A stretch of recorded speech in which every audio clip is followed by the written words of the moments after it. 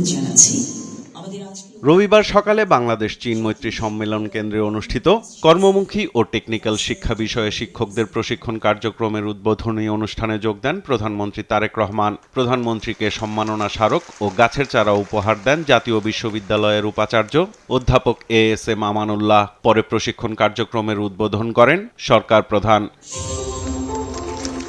উচ্চশিক্ষার সংকট সমাধানে প্রয়াত প্রধানমন্ত্রী খালেদা জিয়ার অবদান স্মরণ করে সরকার প্রধান তারেক রহমান বলেন, ইতিহাসের প্রতিটি বাঁকে যেসব সাহসী মানুষ গণতন্ত্র প্রতিষ্ঠা, দেশ ও জনগণের স্বাধীনতা রক্ষায় আত্মত্যাগ করেছেন, তাদের সম্মান জানাতে একটি জ্ঞানভিত্তিক রাষ্ট্র ও সমাজ গড়ে তুলতে হবে। বিশ্ব এখন চতুর্থ বিপ্লবের যুগে প্রবেশ করছে।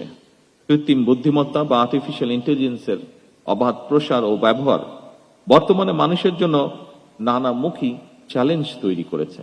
প্রযুক্তিগত বিপ্লব মোকাবেলায় সার্টিফিকেট নির্ভর শিক্ষা ব্যবস্থার পরিবর্তে বর্তমানে দক্ষতা ভিত্তিক, প্রযুক্তি নির্ভর এবং বাস্তব ও কর্মমুখী শিক্ষা ব্যবস্থার গড়ে তোলার মনে হয় কোনো বিকল্প নেই। শিক্ষার আধুনিকায়নের পাশাপাশি শিক্ষার্থীদের নৈতিক শিক্ষার ওপর গুরুত্ব দেন প্রধানমন্ত্রী। শিক্ষা ব্যবস্থায় প্রযুক্তি নির্ভরতা, দক্ষতা এবং মডার্নাইজেশনের পাশাপাশি শিক্ষার্থীদের নৈতিকতা এবং মানবিক স্বাস্থ্যের উন্নয়ন, সামাজিক অন্তর্ভুক্তি এবং পরিবেশ সংরক্ষণ, এই সব বিষয়গুলোর প্রতি আরো অধিক গুরুত্ব দেবেন, যত্নশীল থাকবেন। ঐক্যবদ্ধ প্রচেষ্টা থাকলে প্রত্যাশিত বাংলাদেশ গড়ার পথে কেউ বাধা হয়ে দাঁড়াতে পারবে না, জানান সরকার প্রধান। জাতীয় উন্নয়ন কোনো একক ব্যক্তি বা প্রতিষ্ঠানের কাজ নয়, এটি একটি সম্মিলিত যাত্রা।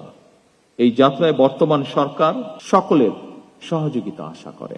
আমি দৃঢ়ভাবে বিশ্বাস করি, আমরা যদি ঐক্যবদ্ধভাবে কাজ করি তাহলে আমাদের যে অগ্রযাত্রা আমরা প্রত্যাশা করি, সেই অগ্রযাত্রাকে কেউ ইনশাল্লাহ রুদ্ধ করতে পারবে না।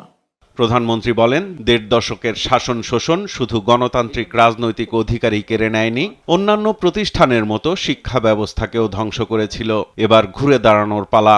আমরা ইনশাল্লাহ অবশ্যই ঘুরে দাঁড়াবো এবার। সাইফুল রিপন, দেশ টিভি, ঢাকা।